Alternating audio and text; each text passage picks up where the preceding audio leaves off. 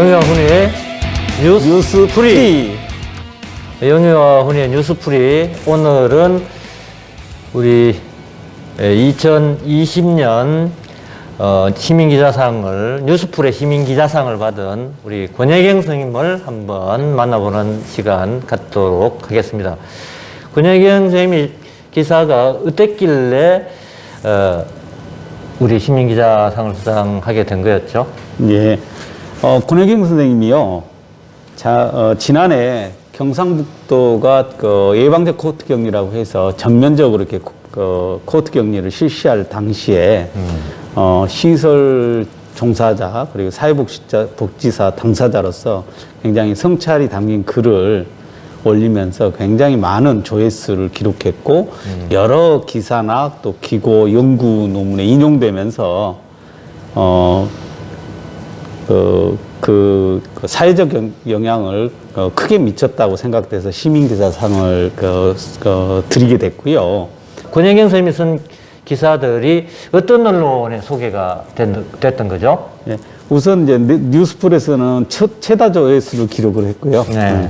그 다음에 올해 들어서는 작년에도 여러 군데 소개됐습니다. 올해 들어서 소개된 것만 해도 한겨레 신문의 홍정 칼럼을 통해서 네. 아주 오래된 격리라는 내용으로 소개가 됐고요.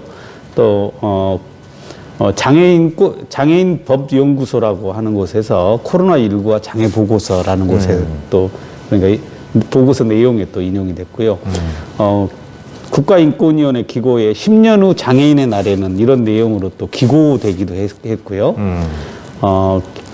기사로는 부작용 뻔했던 코호트 격리, 그런데 왜? 이런 내용으로 경향신문에서 이 신년 초에 네. 다시 한번 이렇게 거론이 됐고, 또 이것도 또 신년 초에 또 거론된 것도 이시기도 한데요.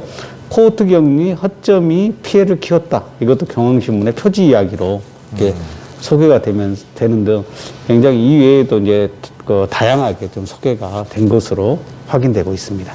네. 그러면 우리 권혜경 선생님 직접 한번 만나봐야 되겠는데, 공교롭게도 이번에 또 코호트 격리가 됐다면서요? 예, 맞습니다. 지난 15일 날, 그 전날 코로나19 검사를 했는데, 종사자 한 분이 이제 저기 코로나 확진자로 나와서 전체 검사를 하게 됐고, 그 중에 또 거주인 한 분도 확진자로 나왔다고 해요. 그래서 이 시설에 대해서만 15일부터 이제 오늘까지 이렇게 확진자 나온 것에 대한 이제 코호트 격리를 시행하고 있고, 아마 내일 검사를 해서 내일 이렇게 저녁까지 해서 그 결과가 모두 음성으로 나오면 코호트 격리가 해제되는 것으로 이렇게 알고 있습니다. 네. 시설 코호트 격리로 인해서 직접 만나 뵙지는 못하고 권혜경 선생님과 전화 인터뷰를 통해서 만나 보겠습니다. 권혜경 선생님 안녕하세요. 네, 안녕하세요. 예. 연말인데 어떻게 지내고 계세요? 저희 지금 시설에 코호트 격리 중이라 꼼짝도 못하고 있습니다. 언제까지 코호트 격리가 계속되는가요? 저희들이 25일 오전에 코로나 검사를 하고 그 예. 결과가 25일 저녁에 나와서 전원 음성이라고 판정이 되면 예. 26일부터 해제가 돼요. 그럼 한 10일 정도 이렇게. 그렇죠. 예. 그럼 지난번 코호트 격리 때는 전면 봉쇄 방식이었잖아요. 그렇죠. 이번 코호트 격리는 또 어떻게 되고 있습니까? 처음에 했던 코호트 격리는 경상북도 사회복지시설이 전부 다 실시했던 예방적 코호트 격리고요. 예, 예. 이번 코호트 격리 같은 경우는 확진자 발생으로 인해서 저희 시설만 코호트 격리가 된 거죠. 예.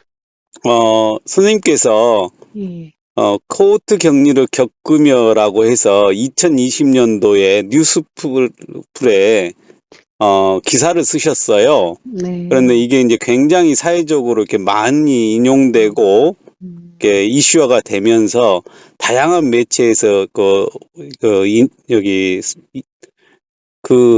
내용을 좀 다뤘고요. 네. 그래서 뉴스프리가 올해 한 해를 마무리하면서 네. 뉴스프리가 만난 사람으로 권혜경 선생님을 선정을 했습니다. 그래서 연락을 드렸고요. 네. 그리고 이제 감옥임을 인식하게 되고 이런 과정들 한번 소개해 주시겠어요? 예. 저는 일단은 특수교육을 전공을 했고, 특수교사를 하다가 이제 사회복지를 하게 됐고, 사회복지사로서 역할도 거의 장애복지관에서 했었어요. 그러다가 생활시설에 생활재활교사를 하는 것은 이번이 처음이었는데, 처음에는, 굉장히 이제, 중증 장애인 분들을 어떤 이렇게 제도 하에, 관리 하에 모셔다 놓고, 정말 우리가 잘 케어를 해주고 있다라고 생각을 했었어요. 처음에는요. 처음에 발을 들였을 때는. 그래서, 이런 분들은 이런 보호가 필요하고, 이런 케어가 필요한데, 이런 제도 속에서 참 잘 관리가 되고 있구나. 이런 생각을 처음에 정말 솔직히 했었는데, 이게 하루하루가 지나면서, 이거는 케어라기보다는 어떻게 보면 구속이다라는 생각이 들더라고요. 사람은 누구나 어떤 욕구보다 자유의 욕구가 가장 강하잖아요. 근데 예, 이분들이 예. 일상생활에서의 자기 결정권에 대한 자유가 전혀 없는 것을 보고, 여기에 있는 분들이 과연 우리가 이렇게 케어라는 명목으로 모시고 있긴 한데 이게 맞는 건가? 이제 늘 밖에 나가서 자녀들 분의 곁에 살고 싶다고 울면서 호소하시는 분들이 계시는데 그런 분들조차 왜 자기 자유의지대로 나가서 살지 못하는 걸까라는 생각을 의문을 가지기 시작을 하면서 그 일상생활 속에서의 자기 결정권이 대부분이 다 무시가 되잖아요. 예, 예. 그래서 만약에 내가 정말 입장을 바꿔서 내가 이분들이라면 내가 과연 여기에서 살 수 있을까? 이건 진짜 사람이 사는 게 아니라 감옥이다. 요즘 교도소도 이렇게 앉아라 서라까지 모든 것을 통제하지는 않을 것 같다라는 생각을 하게 됐고, 제가 이제 원에 있는 장애인 폭행이라든가 횡령이라든가 이런 걸 공익 제보를 하게 되면서 이제 해고를 당하고 난 다음에 장애인 차별철폐연대라든가 민주노총이라든가 이런 곳에서 이제 활동하시는 분들과 같이 이렇게 활동을 하면서 더 이제 깨닫게 됐죠. 뭐가 잘못됐는지, 이게 어떻게 돼야 되는지, 탈시설이라는 것에 대해서 조금 더 생각하게 됐고, 예, 내가 생각하고 있던 것하고 장애인 차별철폐연대나 민주노총에서 하시는 그런 일하시는 부분들이, 예, 많이 뜻이 맞았죠. 그래서, 그 감옥이라는 부분이, 처음에는 이렇게 투쟁하시면서 창살 같은 거 들고 나오시면 제가 이런 일을 겪기 전에는 사실 저건 좀 심하다. 우리는 정말 잘 케어하고 있는데 이렇게 생각을 했었거든요. 아, 그러셨구나. 예. 예. 근데 이제 이 일을 겪고 나서 정말 이게 감옥이나 마찬가지다. 그리고 늘 그렇게 생각하고 있던 찰나에 또 코호트 격리라는 걸 하게 됐고, 코호트 격리라는 어떤 강제적인 그런 격리 속에서 어느 날 갑자기 시설에 딱 갇혀버렸을 때 느끼는 그런 것들이 우리 거주인들이 처음에 시설에 오셨을 때 막 울부짖으면서 그 창살을 붙들고 목을 그 창살을 끼우고 막 나가려고 정말 소위 탈출하려고 하시는 그때가 정말 떠오르면서 이게 반강제적인 격리란 내 뜻과 상관없는 반강제적인 격리가 사람한테 주는 게 어떤 건지 그때 제가 정말 몸소 체험을 했거든요. 이게 바로 감옥이라는 생각을 그때 더 절실히 하게 됐죠. 코호트 격리를 하면서. 아, 그 내용이 보면 그런 네. 부분이 나와요. 네. 그 문 잠기는 소리가 그동안 들리지 않았는데 갑자기 본인이 이제 당사자가 돼서 격리 당사자가 되고 나니까 그 소리가 들리기 시작하셨다고 네. 하셨잖아요. 예. 그때는 저희들이 이제 처음부터 그 잠금 장치가 있었던 게 아니라 거주인분들이 계속 탈출을 시도하시고 실종되시고 저희들이 밤늦게 또는 새벽에 나와서 찾으러 다니고 몇 시간 만에 찾고 이런 과정이 있었어요. 예, 예. 그래서 이제 그 잠금 장치를 하게 됐는데 아주 당연하다고 생각했죠. 이분들이 탈출을 하려고 했기 때문에 잠궈야 된다. 이분들을 보호하기 위해서라도 잠가야 된다는 아주 당연하게 생각했기 때문에 그 잠금 장치의 소리가 그냥 당연히 이분들을 보호하기 위한 잠금 장치라고 생각했기 때문에 그 잠금 장치에 대한 소리를 인식을 하지 못하고 살았던 것 같아요. 근데 내가 거기에 딱 갇히고 나니까 그 잠금 장치 소리가 아, 들리는 거예요. 그렇죠. 예, 근데 이제 알고 보면 그분들이 탈출이 자유를 향한 탈출이잖아요. 내 가족을 향해서 달려가고 싶은 마음이고, 내 마음대로 밖에 나가서 돌아다녀 보고 싶은 마음이고, 그런 마음들이잖아요. 네. 근데 저희들은 그런 마음보다는 그냥 이 속에서 그냥 우리가 보호해야 된다, 뭐, 이런 생각에 그냥 탁 가뒀던 것 같아요. 예. 예. 맞아요. 실종 위험에 대한, 그리고 밖에 나가서 또, 바로 큰 안전에 길도 있고, 대한, 그러니까 이제 예. 또 사고 우려 이런 예. 것들을 위한 당연한 조치라고 생각했는데 그게 네. 실질적으로 자유 박살이라고까지 연계해서는 생각하지 못하셨다는 거잖아요. 네. 그렇죠. 예. 그래도 사실은 이제 성찰적 내용들을 만나기가 어려운데 선생님은 그 행위 당사자로서 그 성찰적 내용까지 간 부분에 대해서 굉장히 높이 사고 있는 것 같아요. 그리고 이제 마지막에 나오실 무렵에 네. 그 이제 날짜를 손을 꼽으면서 네네. 그 임시적으로 갇혔던 사람들의 자유와 그렇지 못한 사람들의 비자유에 대해서 이렇게 비교를 하셨는데 그 부분에 네. 대해서 좀 다시 한번 느낌을 소개해 주시겠습니까?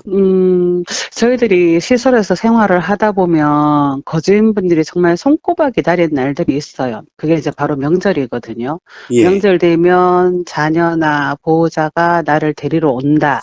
집에 갈 수 있다. 아니면 면회를 온다. 아니면 전화라도 한 통 한다. 그런 기다림 속에 1년에 2번밖에 없는 명절을 내 기다리세요. 예.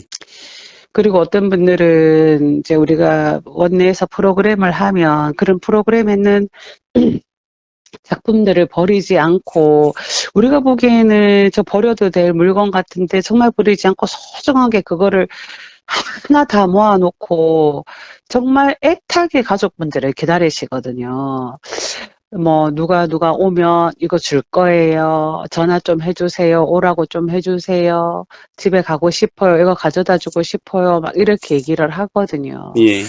그리고 뭐 선생님 밖에 나가서 외식하고 싶어요. 나들이 가고 싶어요. 이런 말들을 굉장히 많이 하세요. 그래서 그런 거를 늘 보고 그렇게 원하시는 대로 다 못 해드리는 그런 것에 대한 안타까움이 늘 있었는데 근데 또 생활하다 보면 그 감정이 희석이 되고 그냥 나는 내일만 하고 퇴근을 하고 이렇게 되잖아요. 근데 제가 막상 거기에 딱 갇혀 있다 보니 이 2주인데도 불구하고 가족에 대한 그리움도 생기고 내가 밖에 나가서 뭘 하고 싶다. 나 진짜 여기서 탈출하면 뭐 목욕탕부터 가고 싶다. 진짜 뭐 바다 보고 싶다. 산책하고 싶다. 뭐 곱창 먹으러 가고 싶다. 맥주 한잔 하고 싶다. 많은 욕구들이 생기고 선생님들도 늘 그런 얘기를 하시다. 선생님 여기서 나가시면 뭘 하실 건데요? 선생님 여기 나 제일 먼저 뭘 하실 건데요? 이 말씀을 하시더라고요. 그래서 그동안 그분들이 그렇게 손꼽아 여기서 나가고 싶어 하는 나갈 날만 기다리던 길, 그냥, 그 말씀 하실 때는, 나가고 싶으시겠다 하다가 또 돌아왔으면 잊어버리고, 그냥 늘상 그분들이 하는 말이겠거니 했는데, 제가 막상 딱 그렇게 갇혀 있다가 며칠 후면 나간다 이러니까 저는 이제 나갈 수 있다. 이제 나가면 내 마음대로 다닐 수 있다. 이게 있잖아요. 근데 이분들은 이제 그게 없잖아요. 내가 나간다. 나가면 이제 다시는 이런 격리가 안 된다. 내 마음대로 뭐 돌아다닐 수 있다. 이런 게 없잖아요. 그러니까, 정말 그게 미안하더라고요. 어떻게 보면 2주라는 기간이고 또 어떤 분들은 그게 2년을 계셨고 이런데 그 2주랑 2년이 다를 바 없다라는 생각이 들고 난 2주도 이렇게 힘든데 이분들은 몇 년씩 지금 여기 들어온 지 8년씩 9년씩 10년씩 이렇게 진짜 잠금 장치가 있는 문 안에서 갇혀 사시는 이분들은 어떨까? 언제 나갈지도 모르는 그런 기약도 없는 생활들이 어떨까라는 생각이 그때 정말 들었어요.